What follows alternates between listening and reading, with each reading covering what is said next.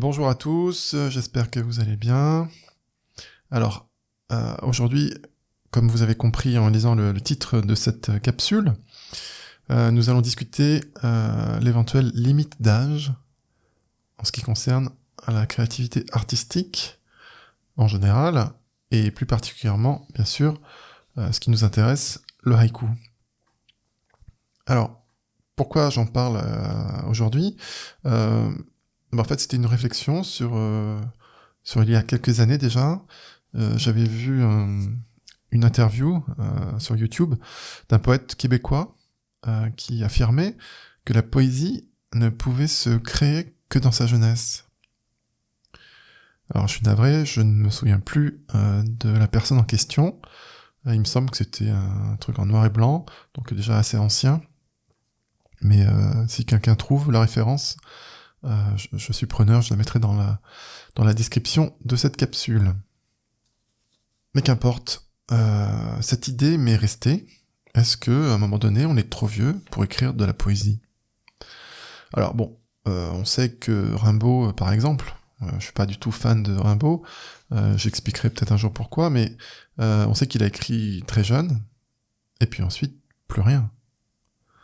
Il a continué sa vie dans un tout autre domaine, et terminé la poésie.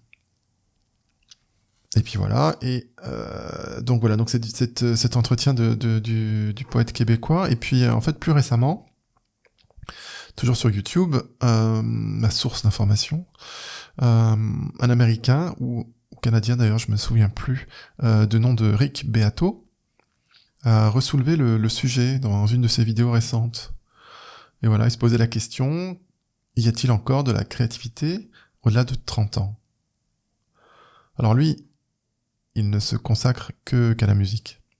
Le domaine artistique dont il parle, c'est celui-là. Même voir un petit peu plus le rock, même s'il connaît tout à fait les autres formes de musique, le jazz, le classique, etc. Voilà, il est musicien. Il est capable de vous dire quelle est la clé du morceau que vous êtes en train d'écouter en ce moment, juste à l'oreille. Donc quand même, il a un sacré niveau. Et puis, il est producteur de musique aussi. Enfin bon, sa carrière est couronnée de succès. Donc voilà. Et donc voilà. Et donc je vous recommande ces vidéos d'ailleurs qui sont souvent intéressantes et parfois même très divertissantes. Je vais vous mettre le lien de la vidéo dont je parle dans la description. Et donc dans cette vidéo, il va parler de créativité. Et pour la réalisation de la créativité, qu'il y aurait deux types d'intelligence.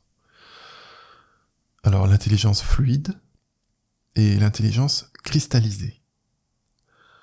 Donc déjà, pour aller un petit peu plus loin, voyons-en les définitions respectives. Donc l'intelligence fluide, c'est la capacité à résoudre de nouveaux problèmes, à penser de manière flexible et à adapter son raisonnement sans se baser sur des connaissances préalables.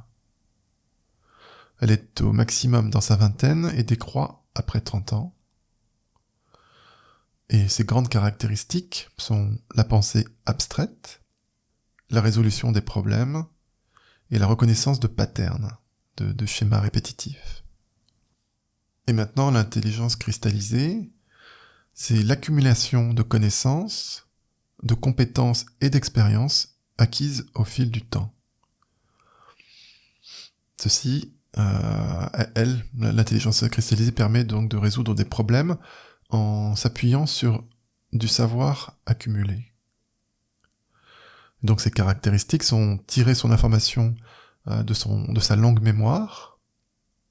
Elle est très influencée par son éducation et son parcours culturel personnel. Et elle augmente donc avec l'âge. Et donc l'hypothèse de départ de Rick, c'est que passé un certain âge, c'est fini.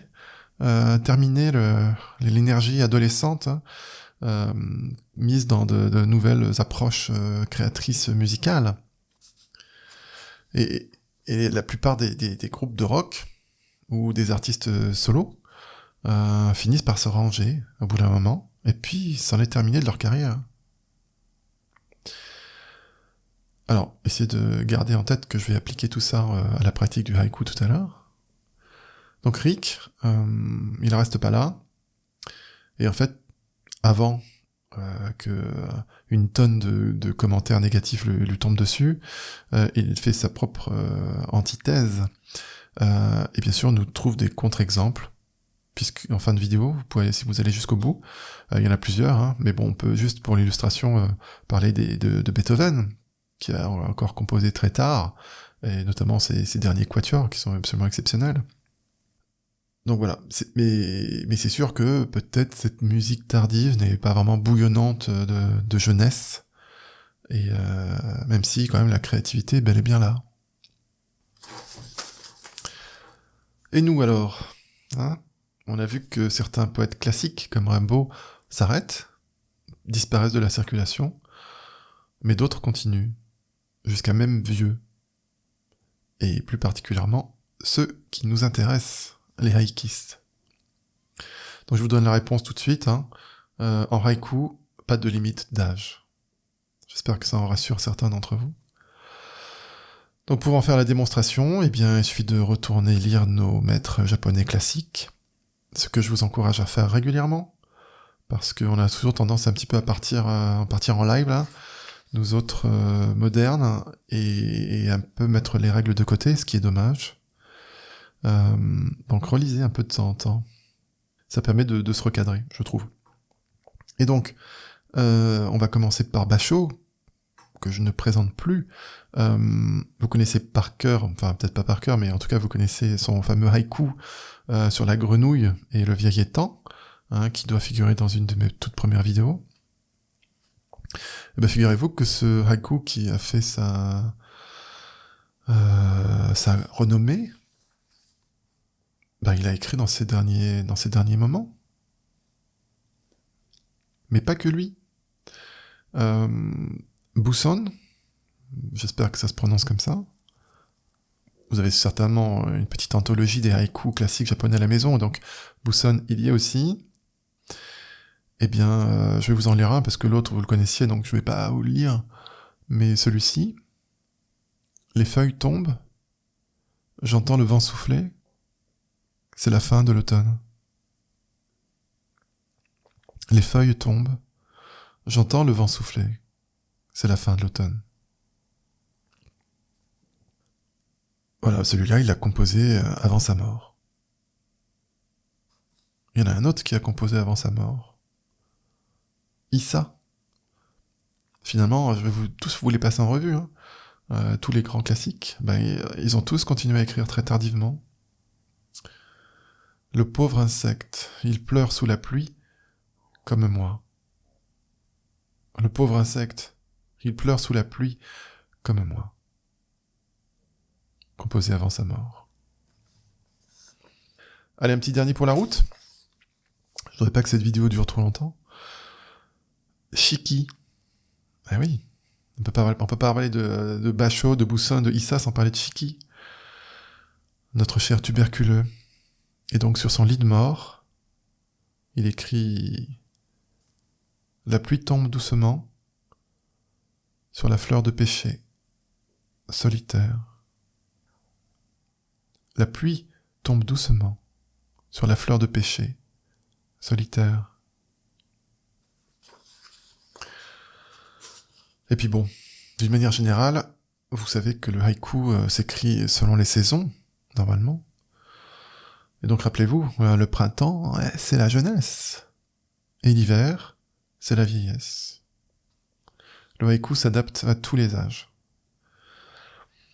Alors, je viens de vous lire des vieux haïkistes, et dans la capsule précédente, ou celle juste avant, là, sur le concours de poésie, je sais plus, je vous ai lu des haïkus de plusieurs jeunes filles, qui étaient, je sais plus, en 6e par exemple. Donc la jeunesse, et là, aujourd'hui, vous avez eu la vieillesse. Donc voilà, en guise de conclusion, je peux vous rassurer, le haïku vous accompagnera toute votre vie, et peut-être sera-t-il plus fluide au début de celle-ci, qui sait, et plus cristallisé dans vos vieux jours. Comme on dit en anglais, Practice makes perfect. Vous allez travailler et vous allez peaufiner votre processus d'écriture. Et ceux que vous écrirez peut-être tardivement surpasseront ceux de la période fluide. Je sais pas, on verra. À vous de voir. Allez, ce sera tout pour aujourd'hui. J'espère que ce concept vous aura intéressé. Et je vous embrasse tous. Et je vous dis à très bientôt pour une nouvelle capsule.